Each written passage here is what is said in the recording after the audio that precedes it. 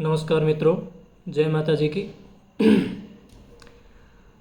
सहायक आचार्य की परीक्षा राजस्थान से जिन लोगों ने दी है या भारत में कहीं पर भी, और अब जो साक्षात्कार की तैयारी कर रहे हैं उनके लिए, और काफ़ी मित्रों के फ़ोन भी आ रहे थे कि साक्षात्कार के लिए क्या क्या पढ़ें, कैसे पढ़ें या तैयारी कैसे करें। तो काफ़ी सवाल थे, अलग अलग लोगों के थे। एक सभी के लिए एक वीडियो बना करके जो मुझे समझ में आता है या मैंने जो जिस हिसाब से तैयारी की थी उस आधार पर, मैं अपने अनुभव के आधार पर आपको कुछ सुझाव देना चाहूँगा, शायद आपके हित में हो। आगे अगर आप पीएचडी का इंटरव्यू दे रहे हैं तब भी आपके ये काम आएगा। आप अगर सहायक आचार्य के लिए साक्षात्कार दे रहे हैं आरपीएससी से तब भी काम आएगा, या भारत में कहीं और भी किसी यूनिवर्सिटी में अगर साक्षात्कार दे रहे हैं तो ज़रूर निश्चित रूप से आपको फ़ायदा होगा। तो सबसे पहले हम आप सभी को शुभकामनाएं, जिन्होंने अभी आरपीएससी से एग्ज़ाम दिया है हिंदी का, उन सभी को मेरी तरफ से शुभकामनाएं। और संभावना है कि 150 के आसपास अंतिम रूप से चयन हो जाएगा आपका साक्षात्कार सहित। सबसे पहले तो अगर हम बात कर ले कि हमें किन पुस्तकों से हिंदी विषय को तैयार करना चाहिए, तो अब साक्षात्कार के लिए आपको इतने तथ्य याद रखने आवश्यक नहीं है। आवश्यक है कि आपको समक्ष जो विषय प्रस्तुत की गई है, कोई प्रश्न प्रस्तुत किया गया है, उसे आप कितना बेहतर तरीके से प्रस्तुत कर पाते हैं, समझा पाते हैं सामने वाले को, आप उसका कितनी अच्छे से व्याख्या कर पाते हैं। क्योंकि आप जिस मुकाम पर जा रहे हैं या जाना चाहते हैं वो शिक्षा के क्षेत्र में सर्वोच्च है। तो आपसे अपेक्षा भी ये कही की जाएगी कि आपकी जो विश्लेषण क्षमता है, आपको सामने वाले की जो समझाने की क्षमता है आपकी, वो बेहतर होनी चाहिए। तो आवश्यक है कि आपकी अवधारणाएं हैं वो बेहतर हो, अच्छी हो। तथ्य अगर भूल भी जाते हैं तो कोई इतनी बड़ी बात नहीं है, सब तथ्य सबको याद नहीं रहते, वह माफ़ी मांगकर आगे बढ़ा जा सकता है। पर अवधारणा आपकी अच्छी होनी चाहिए, और जो चीज़ आपको आ रही है उसे आप बेहतर तरीके से प्रस्तुत करें। साक्षात्कार आपसे ये चाहता है। तो वहाँ डरना भी नहीं है। अगर आपको कुछ पूछिए, शुरुआत में 2-3 तथ्य पूछे और आपको नहीं आ रहा है, तो आप कहें कि क्षमा चाहता हूँ, इस समय मैं याद नहीं कर पा रहा हूँ, ये कह सकते हैं। वो इस चीज़ का कोई बुरा भी नहीं मानते, ना इसका कोई नकारात्मक प्रभाव पड़ता है। पर आवश्यक है कि आपकी अवधारणाएं बेहतर हो, आपके विषय वस्तु की समझ अच्छी हो, आप किसी वस्तु का विश्लेषण बहुत अच्छे से कर पाए, आप जो बता रहे हैं उसमें से जो क्रॉस क्वेश्चन आपको पूछा जाएगा, प्रति उत्तर सवाल है ना, प्रति प्रश्न जो पूछा जाएगा, उस प्रश्न का आप बेहतर तरीके से और सहज भाव से जवाब दें। वहाँ ये डरना भी नहीं कि नहीं ये मैंने पढ़ा ही नहीं है तो कैसे बता, नहीं, आपको जैसा समझ में आ रहा है वो बताओ। वो यहाँ आपकी समझ को परखेंगे वो लोग। तो हिंदी विषय में अवधारणाएं और विषय वस्तु, इनको बेहतर करने और आपकी विश्लेषण क्षमता को बढ़ाने के लिए हमें क्या पढ़ना चाहिए, तो कुछ पुस्तकों के लिए मैं आपको सुझाव देना चाहूँगा। जैसे आचार्य रामचंद्र शुक्ल की पुस्तक है, उसे आप पढ़ लें। वो हिंदी साहित्य से संबंधित हर परीक्षा में निर्णायक भूमिका निभाती है। और आचार्य शुक्ल एक अच्छे विश्लेषक थे, अच्छे आलोचक थे। तो इसलिए अगर उनकी पंक्तियां हम पढ़ते हैं, उनकी जो आलोचना करने का तरीका है, किसी सवाल का जो जवाब देते हैं, वो किसी बात पर अपना पक्ष रखते हैं, वो बहुत बेहतर तरीके से अपना पक्ष रखते हैं। यही कारण है कि उनके विरोधी और पक्षधर सब उनके सामने अंततः नतमस्तक होते हैं। जो विरोधी होते हैं अंत में लगभग उन्हीं की बात को स्वीकार करते हैं, जो दूसरे गुट के हैं। शुरुआत में बात को उल्टा पुल्टा के अंत में उन्हीं की बात को रिपीट करते हैं। तो हमें क्या करना है, ऐसे लोगों को पढ़ना है जिससे हमारी अपना पक्ष को प्रबल रखने की जो समझ है, अपने पक्ष को प्रबल तरीके से प्रस्तुत कैसे किया जाए, इस चीज़ को हम मजबूत करें। तो आचार्य रामचंद्र को शुक्ल को पढ़े आप, तथ्यों पर ज़्यादा ध्यान नहीं रखना है, पर वो जहाँ पर भी किसी प्रवृत्ति का विश्लेषण कर रहे हैं, किसी योग की पृष्ठभूमि का विश्लेषण कर रहे हैं, उसको आप बहुत अच्छे से पढ़ें। भले आदिकाल हो, रीतिकाल हो, भक्ति काल हो, या आधुनिक काल हो, या गद्य का विकास हो। गद्य के विकास पर शुक्ल जी का काम बहुत अच्छा है। तो वो किसी चीज़ पर अपना पक्ष कैसे रख रहे हैं और कितनी मजबूती से रख रहे हैं, ये आपको समझना है। अब तक शुक्ल को आपने पढ़ा, तब आपने रटा है कि परीक्षा में 4 विकल्प है, उनमें से एक आपको पढ़ना, उस हिसाब से आपको रटना था। अब आपको ये रखना है कि वो किस हिसाब से अपना पक्ष रखा गया है, तो ताकि आप उनसे समझ करके उसी रूप में आप अपना पक्ष भी रखें। अगर आपको कुछ पूछा जाए उसके बारे में आपको थोड़ा बहुत पता है, पर लोगों को क्या विचार है वो आपको नहीं पता है, और आप ये नहीं बता पा रहे हो कि भाई अब मैंने इसके बारे में कुछ पढ़ा हुआ है ही नहीं, इसका आलोचनात्मक समीक्षात्मक, तो मैं कैसे बताऊं। तब लोगों का नहीं सोचना, तब आपको अपना मत रखना है। आपको उस चीज़ को पढ़ करके क्या लगा, आपको क्या समझ में आया। तो इसके लिए सबसे बढ़िया, सबसे अच्छी चीज़ है कि आप सबसे पहले शुक्ल जी को पढ़ें और उनको इस रूप में पढ़ें कि वो किस प्रकार अपना पक्ष रख रहे हैं, और वो अपने तर्क जो किसी चीज़ का अगर पक्ष ले रहे हैं तो उसके लिए तर्क कैसे देते हैं, किसी चीज़ को अगर वो नकार रहे हैं तो उसके लिए भी वो किस प्रकार तर्क प्रस्तुत करते हैं। इन चीज़ों को आपको ध्यान रखना है। उसके बाद है आचार्य शुक्ल के बाद आते हैं नगेंद्र। नगेंद्र का आपको पढ़ना है उनकी प्रवृत्तियाँ, नगेंद्र से प्रवृत्ति या युग विशेष की पृष्ठभूमि, ये चीज़ें नगेंद्र से भी पढ़नी है, क्योंकि वो अच्छे विश्लेषक हैं, वो किसी चीज़ का विश्लेषण अच्छा करते हैं, तो आपको वो भी पढ़ना है।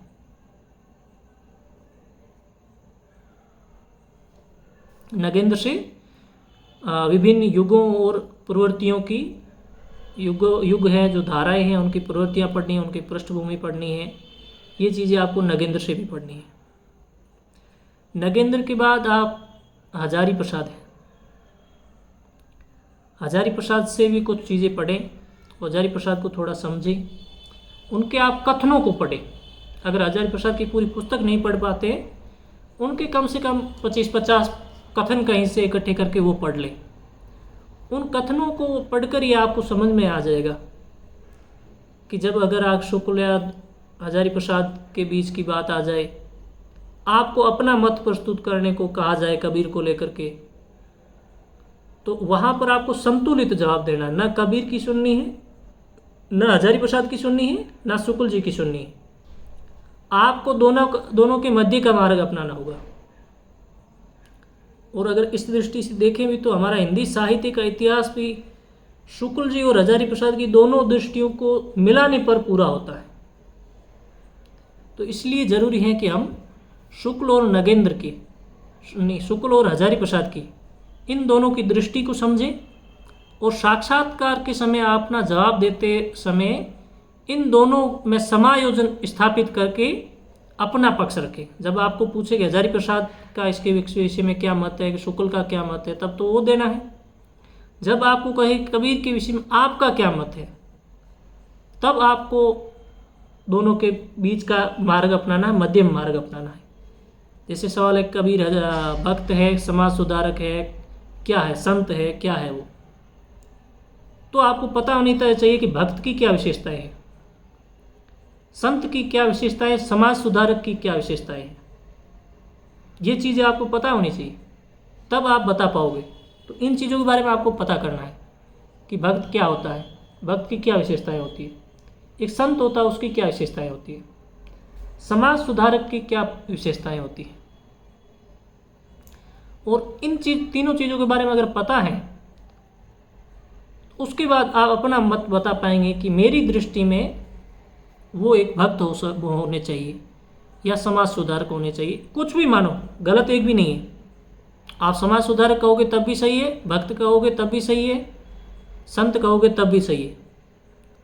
आवश्यक है कि आपका तर्क बेहतर हो, क्योंकि यहाँ विश्लेषण है, यहाँ विकल्प नहीं है। आपको ये नहीं मानना है कि उसने समाज सुधारक कराया तो मुझे समाज सुधारक सिद्ध करना, जरूरी नहीं है। आप कुछ भी मानो, भक्त मानो, समाज सुधारक मानो, संत मानो, पर जरूरी ये है कि आपने जो बताई है बात, उसको साबित करने के लिए आपके पास कम से कम 3-4 तर्क होने चाहिए, ये जरूरी है। तो इसके लिए आप हजारी प्रसाद पूरी पढ़ पाए तो बढ़िया बात है। नहीं पढ़ पाते हजारी प्रसाद जी को तो उनके 40-50 कथन पढ़ लीजिए। नगेंद्र से युगों और धाराओं की प्रवृत्तियाँ और उनकी विशेषताएं और पृष्ठभूमि या दार्शनिक पृष्ठभूमि वगैरह जो भी है, ये चीज़ें पढ़ लें। शुक्ल जी से भी ये चीज़ें पढ़नी है और उनको समझना भी है। साथ साथ गद्य का विकास शुक्ल जी से अच्छे से देखना आप, है ना। हिंदी में गद्य का विकास कैसे हुआ, इस पर शुक्ल जी बहुत अच्छा बताते हैं। ये तो हमारी आधारभूत है। अगर आप ये सारी किताबें नहीं पढ़ पाते हैं तो एक पुस्तक है हिंदी साहित्य युग और प्रवृत्तियाँ। पुस्तक का नाम है हिंदी साहित्य युग और प्रवृत्तियाँ।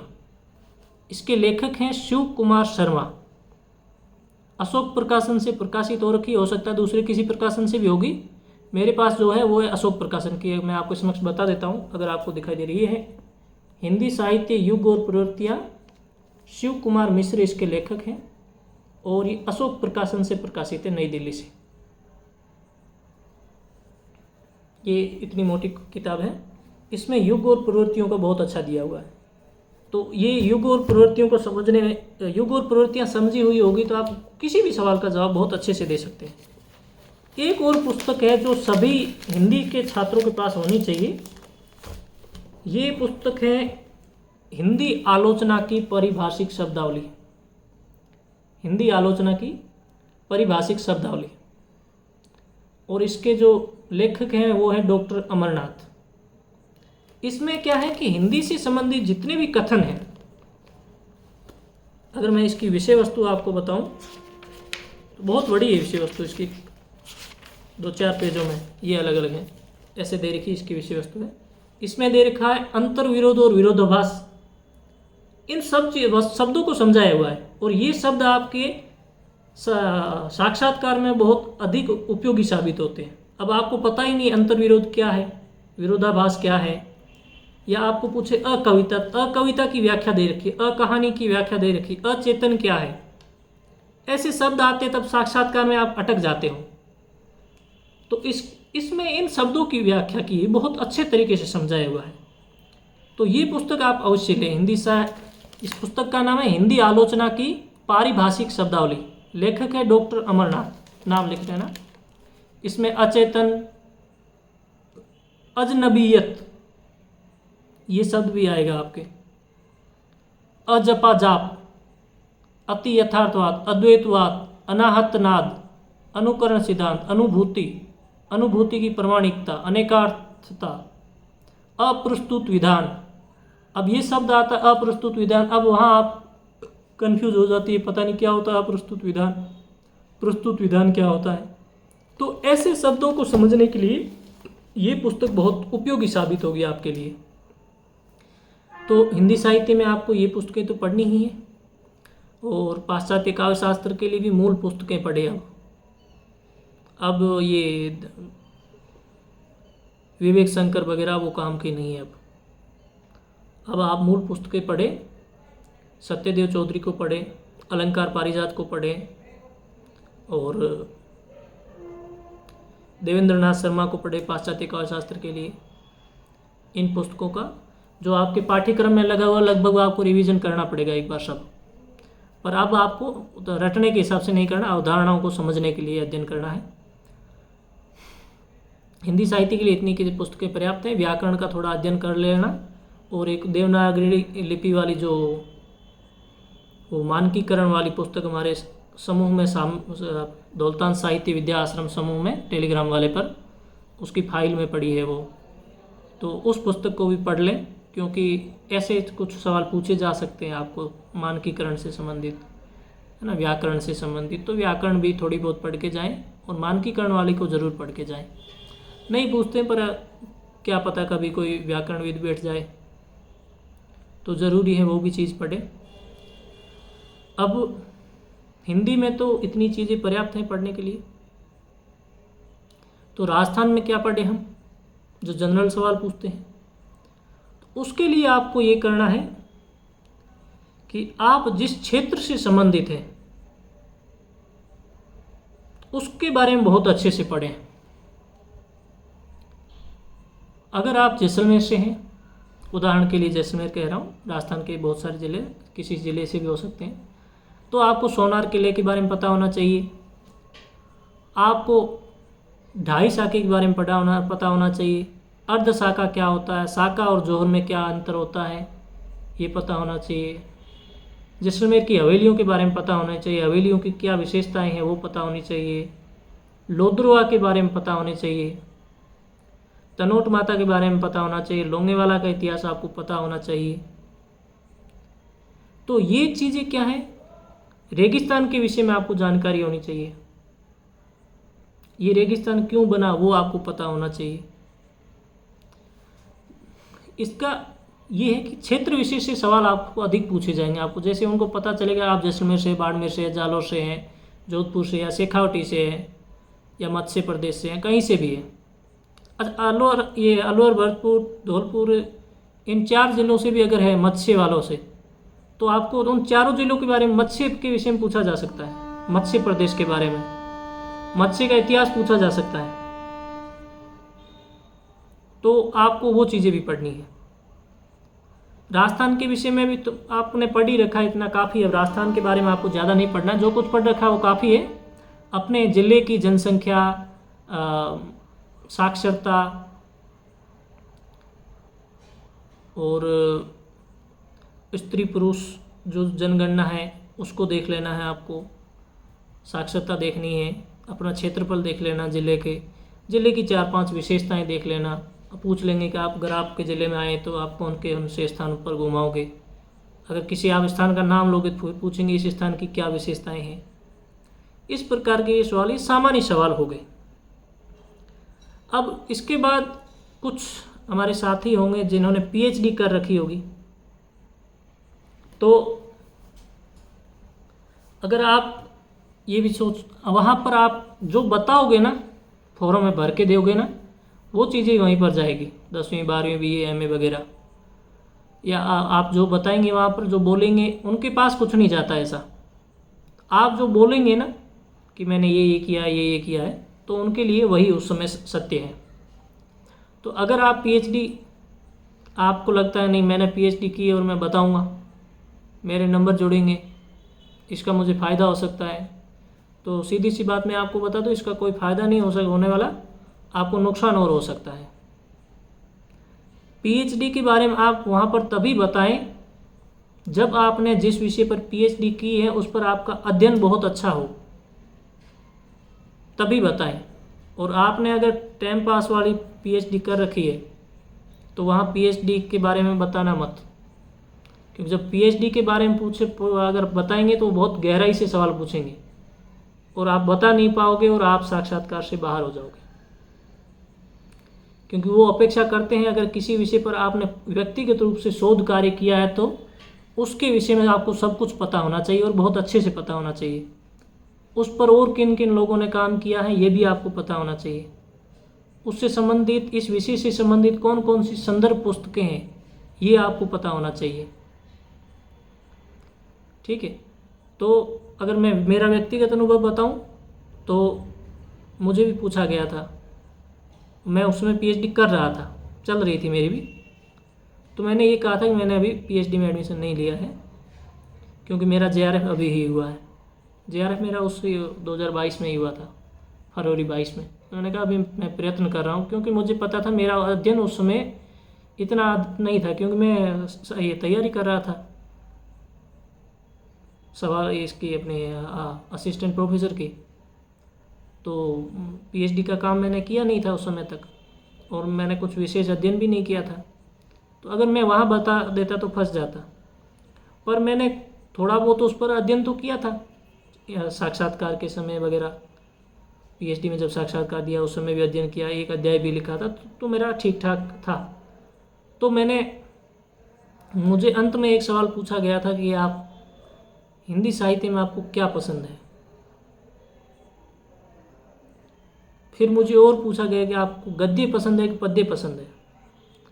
अब मुझे उस समय पूरी संभावना लग रही है अगर मैं गद्य बताता हूँ, गद्य भी काफ़ी विस्तृत है, हो सकता है बहुत सारी चीज़ें हो जो वो पूछे अपेक्षा करे और मुझे ना आए, और मैं बता दूंगी मुझे गद्य पसंद है।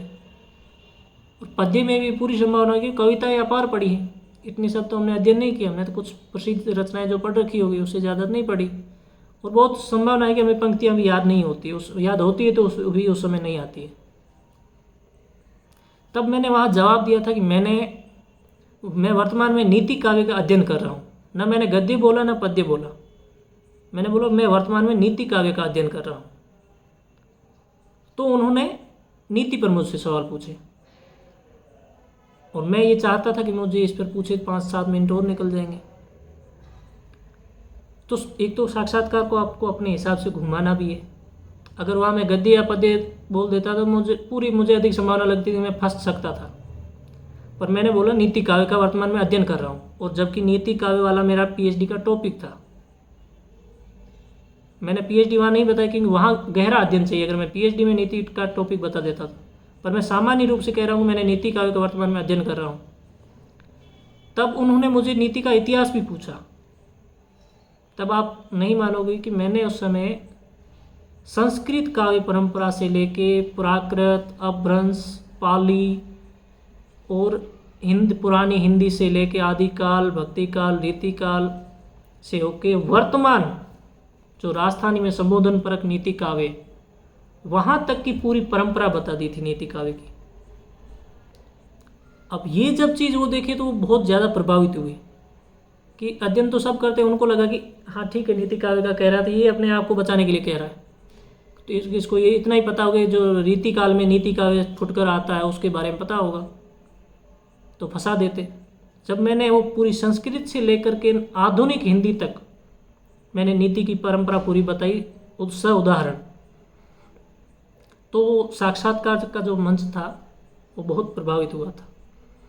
तो मैं पीएचडी वाले साथियों से भी यही गुजारिश करूँगा कि आपको अगर आपका विस्तृत अध्ययन है, आपके पीएचडी की हुई है और आपका उस पर बहुत अच्छा अध्ययन है, तो आपको निश्चित रूप से पीएचडी का बताना चाहिए। पर आपको लगता है थोड़ा डाउट हो कि नहीं पीएचडी पर मेरा इतना अच्छा अध्ययन नहीं है, ठीक ठाक अध्ययन है पर इतना भी अच्छा नहीं है, मेरी वहाँ फंसने की संभावना है, तब आप अंत में जब आपको अगर पूछा जाए सवाल कि आपको साहित्य में क्या पसंद है, तब आप पीएचडी वाला टॉपिक बता देना। आपको उससे सवाल पूछने की पूरी संभावना रहती है कि उससे सवाल पूछे जाएंगे आपके पसंद से, और वहाँ पर आप अपना प्रभाव छोड़ सकते हैं। एक तो ये चीज़ हुई। अब इसके बाद कुछ साथी होंगे जिनके सहायक आचार्य का साक्षात्कार देने से पहले भी वो किसी न किसी नौकरी में रहे होंगे। अच्छा, एक सवाल और, एक चीज़ और भी है, जो हिंदी से पहले किसी इस अन्य पृष्ठभूमि से हैं, जैसे विज्ञान से हैं या वाणिज्य वर्ग से हैं, तो वो भी अपना अध्ययन उस विषय पर भी थोड़ा अच्छा कर लें। आपके स्नातक में जो विषय रहे हैं उन विषयों के भी थोड़ा आप अध्ययन कर लें। पूरी संभावना है कि आपके स्नातक के विषयों पर भी आपको सवाल पूछे जाएंगे, और आपका अगर पृष्ठभूमि विज्ञान या वाणिज्य वर्ग से है तो निश्चित रूप से आपके सवाल जो जनरल सवाल होंगे वो वहाँ से हो सकते हैं। इस मामले में ध्यान रखना, एक तो क्षेत्र का पूछेंगे, बाकी आपकी जो पढ़ाई की पृष्ठभूमि है उसके बारे में पूछा जाएगा। इसके बाद कुछ साथी होंगे जिनकी अलग अलग विभागों में नौकरियां हैं, अधिकांश तो स्कूल शिक्षा से होंगे। तो स्कूल शिक्षा वालों को अपनी जो आपने सेवा दी है स्कूल शिक्षा में, तो स्कूल शिक्षा से संबंधित जो भी नियम हैं, कायदे हैं, या फिर स्कूल शिक्षा में जो जो योजनाएं चल रही है, या जिन योजनाओं का कार्यभार स्कूल शिक्षा के दौरान आपके पास रहा है, वो आपको स्कूल शिक्षा के दौरान जिन योजनाओं का आपके पास कार्यभार था उन योजनाओं के बारे में आप अच्छे से पढ़ के जाएं। ये आवश्यक है। ये सिर्फ स्कूल शिक्षा विभाग के संबंध में नहीं है, आप जिस भी क्षेत्र से आए हैं, चाहे पुलिस से आए हो या किसी कोर्ट से संबंधित कोई नौकरी लगी हो आपकी, जिस क्षेत्र से आप लगे हैं, पहले लगे हुए थे और अभी इस वर्ग में आए हो, या एक्स सर्विसमैन वगैरह हो, तो आपको जिस सर्विस में थे आप, फौजी थे वगैरह थे, है ना, फौजियों में भी जो भी जल सेना के थे, थल सेना के थे, वायु सेना के थे, तो आपको उस क्षेत्र का आपको अच्छे से अध्ययन होना चाहिए, आपका उस क्षेत्र से संबंधित आपकी जानकारी अच्छी होनी चाहिए। ये चीज़ें साक्षात्कार के लिए बहुत आवश्यक है। एक सवाल और भी आएगा आपका कि पहन कर क्या जाए।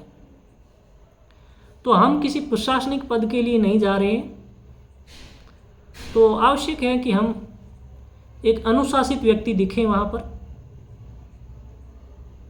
और कोशिश करना आप दाढ़ी हटा के जाएं, मूंछें भले पड़ी है, दाढ़ी हटा के जाना, और कोई भी एक फॉर्मल ड्रेस होती है, औपचारिक ड्रेस होती है, वो पहन ले, सर्टेन कर लेना, सामान्य रूप से जाना, ज़्यादा कोई बड़ा खर्चा नहीं करना, फॉर्मल जूते पहन लेने हैं, फॉर्मल ड्रेस पहननी है।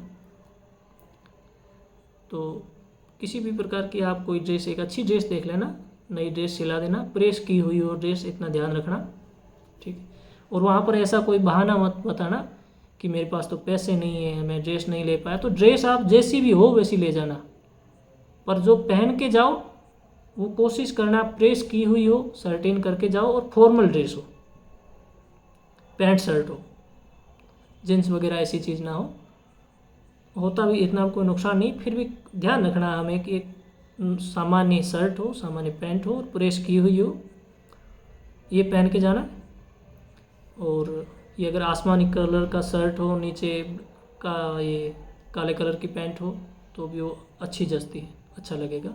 आप बाकी फ़ोटो देख सकते हैं साक्षात्कार वाले किसी पूर्व छात्र के, किसी पूर्व अभ्यर्थी के, तो उन फोटो को देख करके आप उनके जैसी ड्रेस सिला सकते हो। सामान्य कम से कम ये पहन के जाना है। बाकी अगर आप 3 पीस सूट पहन के जाना चाहें तो वो भी पहन के जा सकते हैं, नीचे टाई लगा के। 3 पीस में वो कोटी मत पहन के जाना, पैंट है, शर्ट है, ऊपर ब्लेजर है और नीचे टाई लगी है, शर्ट के ऊपर ब्लेजर पहना है और पैंट, और नीचे वो जो कोटी आती है वो नहीं पहननी है। तो ये भी अच्छी ड्रेस है आपके पास, अगर ये पड़ा है तो पहन के जाना, खरीदना नहीं है इसके लिए स्पेशल, और इसके कोई अलग से नंबर नहीं जुड़ेंगे, ये भी बता दूँ आपको। और पेन अगर जेब में रखना चाहो तो आप एक लाल और एक दूसरी आसमानी पेन, 2 पेन जेब में रख सकते हो। बाकी मेरे ख्याल से इतनी चीज़ें काफ़ी हैं। इसके अलावा भी आपके कोई मन में सवाल हो साक्षात्कार को लेकर के, हो सकता है मुझे अभी याद नहीं आया हो, पर हमारी जो इंक्वायरी होती थी साक्षात्कार के समय तो हमें अरे लगभग यही सवाल होते थे। तो अगर आपके इसके अलावा कोई सवाल हो तो आप, मैं इस वीडियो के कमेंट में आप सवाल आपके डाल देना, मैं कोशिश करूँगा जवाब देने की अपनी तरफ से। बाकी मेरी तरफ से पुनः आप सभी को शुभकामनाएं। धैर्य नहीं खोना है। 150 के आसपास जनरल ओबीसी का सिलेक्शन होगा।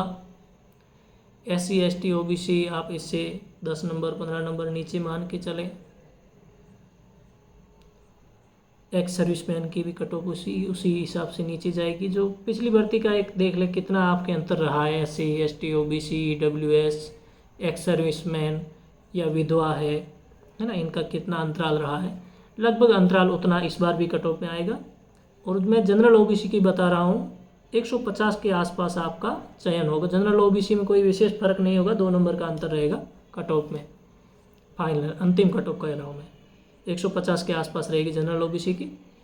और इसी से अंतर पिछली भर्ती का जो अंतराल रहा है वही अंतराल आप मान करके SC ST OBC general EWS इनकी भी आप कट ऑफ देख सकते हैं कि कितनी रहनी चाहिए पिछली भर्ती के आधार पर। ठीक है, मेरी तरफ से आपको बहुत बहुत शुभकामनाएं। और जो आपके सवाल हो आप नीचे कमेंट बॉक्स में लिख देना, या मुझे टैग करके आप दौलतान साहित्य विद्या आश्रम टेलीग्राम चैनल पर भी आप सवाल पूछ सकते हैं। मैं मेरी तरफ से बताने की कोशिश करूँगा, बाकी मैं नहीं कहता हूँ मैं ही परफेक्ट हूँ या मैं जो बताऊँ वही आपको करना, नहीं, आपकी समझ से जो आपको बेहतर लगे वो हो सकता है मैं जो बता रहा हूँ उससे बेहतर होगा।